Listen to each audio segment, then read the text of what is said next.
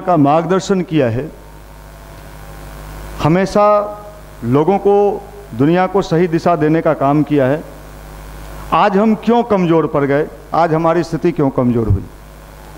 मैं फेसबुक के मालिक की बात कर रहा था आपके बीच। आपने भी सुना होगा, मोदी जी से जब उनकी बातचीत हुई तो उन्होंने क्या कहा, मुझे कहाँ से प्रेरणा मिला, क्या बोला उन्होंने? एक नीम की कौड़ी के बाबा का आश्रम है नैनीताल में। उन्होंने कहा मैं निराश हताश घूम रहा था और उस आश्रम में मुझे प्रेरणा मिला, और उस आश्रम से प्रेरणा पाके पूरे दुनिया में, आज फेसबुक तो आप सब लोग चलाते हैं, ये देखिए भारत क्या चीज़ है। यहाँ की ताकत, यहाँ की शक्ति को हमने कहीं ना कहीं समझा नहीं, जिसके कारण हम कमज़ोर पड़ते चले गए। हम बाहर की भौतिक दुनिया को मजबूत समझे, लेकिन हम अपनी आध्यात्मिक शक्ति को कहीं ना कहीं हमने सोचा ये बेकार की चीज़ है, ये हमारे किसी काम की चीज़ नहीं है। इसका कारण ये हुआ कि हम पिछड़ते चले गए। अगर हम अपनी चीज़ों को मजबूती से पकड़े रहते तो आज भी दुनिया में हमारा कोई मुकाबला नहीं होता, लेकिन कहीं ना कहीं हम दुनिया के चकाचौंध में चले गए, उनके चीज़ों को पकड़ने का कोशिश किए, वो भी नहीं पकड़ा रहा है और अपनी चीज़ भी छूट गई। ये तो वही हाल हुआ, धोबी का गधा, न घर का न घाट का। ये चीज़ है, हम अपने संस्कार, अपनी चीज़ों को कहीं ना कहीं सही रूप में समझने का कोशिश करें। ये नवरात्र की साधना इसी के लिए। नवरात्र का ये विशेष समय होता है जिसमें विशेष शक्तियाँ संवाहित होती है, विशेष शक्ति मिलता है, और उस शक्ति को धारण करने वाला पात्र भी होना चाहिए। आप दुर्गा जी से प्रार्थना करते हो कि मेरा भला हो, मेरा कल्याण हो, मेरे परिवार का भला हो, लेकिन हम दूसरे का अकल्याण कर दें, हमसे दूसरे का हानि हो जाए। ऐसी साधना, ऐसी उपासना, ऐसी दुर्गा की पूजा कैसे संभव है, ये बताइए? करंट अगर कहीं दौड़ेगा तो लकड़ी में दौड़ेगा या तार में दौड़ेगा? तार में दौड़ेगा। तो हम इस विज्ञान को भूल गए, और अपने चीज़ों का जब इंसान भूल जाता है, अपनी संस्कृति को भूल जाता है, तो दुनिया में उसका कोई स्थान नहीं रहता। आज फिर से भारत का जागरण हो रहा है, आज फिर से भारत जग रहा है, आज फिर से भारत अपनी प्राचीन संस्कृति को अपना रहा है। और आज फिर जिस भारत को कभी दुनिया के लोगों ने कहा कि साहब ये तो भूत प्रेत वाला देश है, उसी देश के विज्ञान को आज पूरे दुनिया ने सैल्यूट किया। किस रूप में?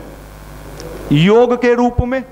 पूरी दुनिया को योग के रूप में अभी 192 देश आपके साथ खड़ा हो गया कि साहब हम भी आपके साथ हैं। ये आप चमत्कार नहीं कहते हो? तो ये चीज़ किसी के पास है ही नहीं जो हमारे पास है, भारत के पास। लेकिन हमारी जो युवा शक्ति है, हमारे जो युवा भाई हैं, उनके समझ में ये चीज़ आनी चाहिए कि हमारी जो चीज़ें हैं वो दुनिया में किसी के पास नहीं, वर्ल्ड में किसी के पास नहीं। और यही बात है, आप जानते हैं कि ओबामा जी क्या रखते हैं, कौन लॉकेट रखते हैं अपने पास? हनुमान जी का लॉकेट रखते हैं। बताइए, उतने शक्तिशाली राष्ट्र के राष्ट्रपति को भी हनुमान जी का ये लेके चलना पड़ता है, हैं? आप हम ये कह रहे हैं कि हमारी शक्ति, हमारी ताकत, हमें इसको समझना चाहिए, और इसके लिए ही ध्यान है, गायत्री मंत्र है, अच्छी पुस्तकों का स्वाध्याय है। इन चीज़ों से हमें यही लाभ मिलता है। अभी जो आप एक भाग दौड़ की जिंदगी जी रहे हो कि साहब हमें तो कुछ नहीं, हमें तो एक चीज़ दिखता है कि हमको कब नौकरी मिल जाएगा। अब लीजिए, दूसरा सारा चीज़ गौण है, नौकरी मिल जाएगा वो भी नहीं मिल रहा है, क्योंकि आप मन से परेशान हो, मेंटल स्थिति आपकी सही नहीं है।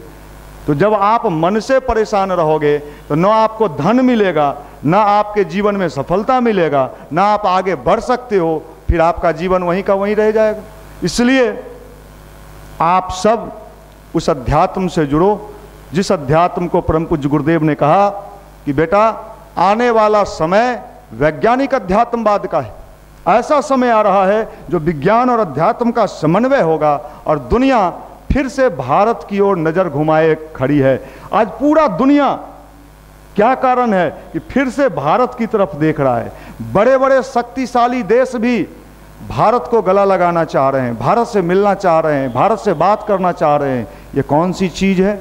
मैं पिछले दिनों जी न्यूज़ देख रहा था, अमेरिका में इन दिनों जितना ब्यूटी पार्लर आपके यहाँ खुलता है, आप लोग भी जाते होंगे, अमेरिका में इन दिनों योग पार्लर खुल रहा है। वहाँ लोग ध्यान करना सीखना चाहते हैं, कैसे ध्यान करेंगे जिससे हमें मेंटल पीस मिले, कैसे ध्यान करें, कैसे योग करें। ऐसे लोग वहाँ बड़े पैमाने पर पैसा कमा रहे हैं आपकी चीज़ों से। आप लोग ध्यान करते हो, करते थे, गायत्री जपते हो, 2 दिन जपे थे,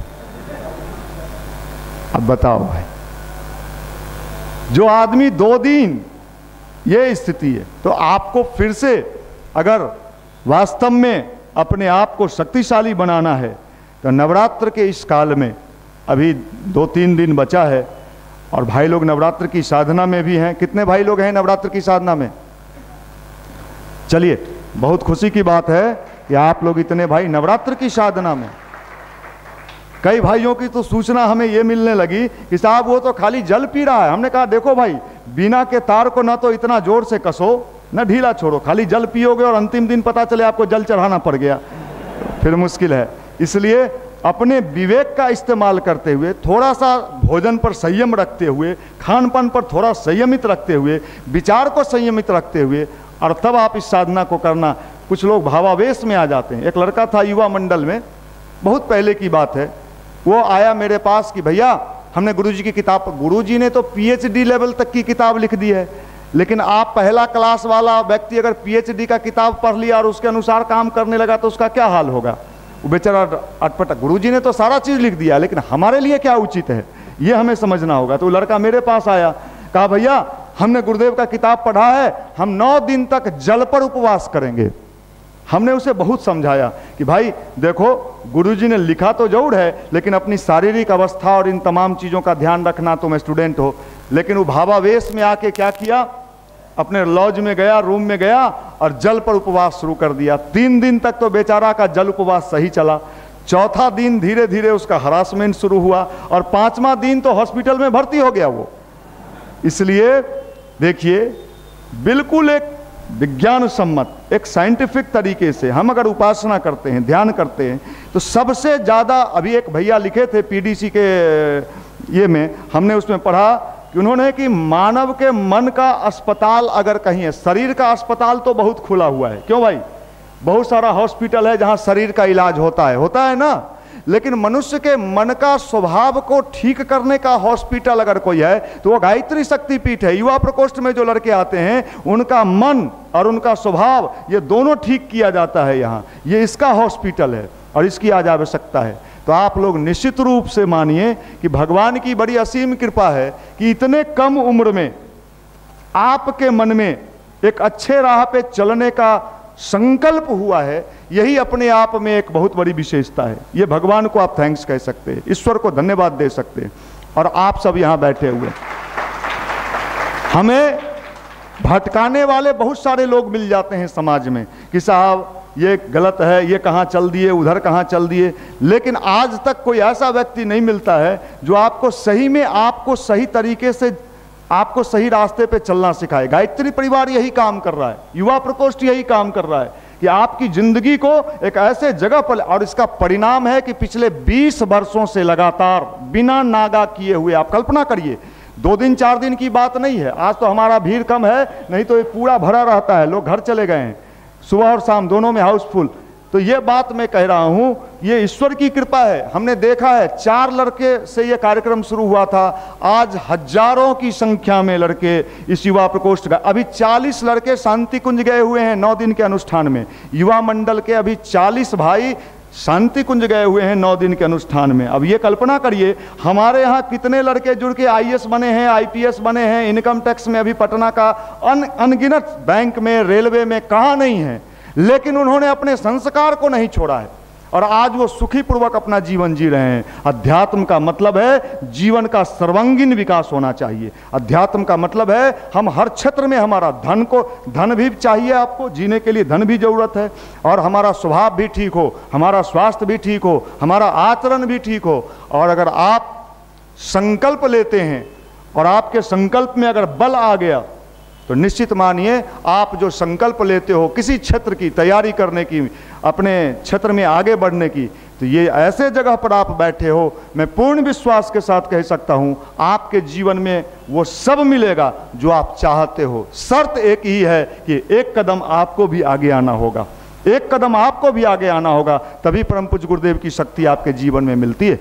और जान जाइए हम एक ऐसे गुरु के शरण में बैठे हैं जिनको हमने भी नहीं देखा। आश्चर्य की बात आपको मैं बता देता हूं, न तो मैंने गुरु जी को देखा, न मैं माता जी को देखा, मैंने दोनों में किन्हीं को नहीं देखा। 94 के बाद मैं शांति कुंज गया, लेकिन मेरा इतने दिनों का अनुभव है, मैंने जिंदगी में कई बार इन दोनों की शक्तियों का वो अनुभव किया है कि आज अगर इतनी द्रुत गति से इतना बड़ा जन आंदोलन युवा का चल रहा है, इसके पीछे इन दोनों की शक्ति लगी हुई है, और तब इतना बड़ा जन आंदोलन खड़ा हुआ है कि उनका विचार आज हजारों हजार नौजवानों के बीच जा रहा है। तो आप जहां बैठे हो निश्चित रूप से आप बड़े परम सौभाग्यशाली हो, और आप अपनी सौभाग्य को सराहना, आज भले ही आपको पता नहीं चलता हो, मक्खी जब हवाई जहाज में बैठ जाती है तो उसको पता नहीं चलता है कि किस स्पीड से हम उड़ रहे हैं, लेकिन ये मक्खी को नहीं पता चलता है, लेकिन स्पीड कितना होता है आपको भले आज समझ में नहीं आता होगा कि मैं कहाँ बैठा हूँ, किस स्थान पर बैठा हूँ,